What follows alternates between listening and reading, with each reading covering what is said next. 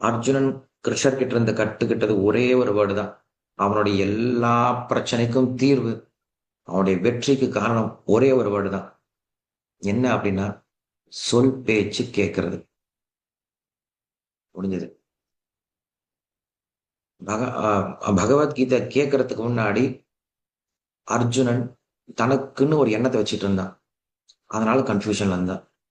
பகவத்கீதையை கேட்டதுக்கு அப்புறம் அவன் சொன்ன ஒரே ஒரு வார்த்தை தான், கிருஷ்ணா நீ என்ன சொல்றியோ அதை நான் செய்யறேன் அப்படின்னு ஒத்துக்கிட்டான். கரிஷ்யே வசனம் தவ. அவ்வளவுதான். உங்க உங்க வீட்டுல போர்டுல எழுதி வச்சுக்கோங்க. இது ரொம்ப தாரகமான மந்திரம். கரிஷ்யே வசனம் தவ. நீ என்ன சொல்றியோ அதை செய்யறேன் கிருஷ்ணா அப்படின்னு என்ன பண்ணிட்டான், சொல்லிட்டான். அவ்வளவுதான். அதை சொன்னதுக்கு அப்புறம் அவனுடைய எல்லா பிரச்சனையும் தீர்ந்துருச்சு. ஒரே ஒரு வேர்டு தான். அப்ப நம்முடைய எல்லா பிரச்சனைக்கும் ஒரே ஒரு காரணம் தான். கிருஷ்ணரே முன்னாடி இருந்தாலும் ஒண்ணும் பண்ண முடியாது சார் நம்மளுக்கு. கிருஷ்ணரே நம்ம முன்னாடி நின்னாலும் ஒண்ணுமே பண்ண முடியாது நம்ம பிரச்சனையை. எப்ப வரைக்கும்?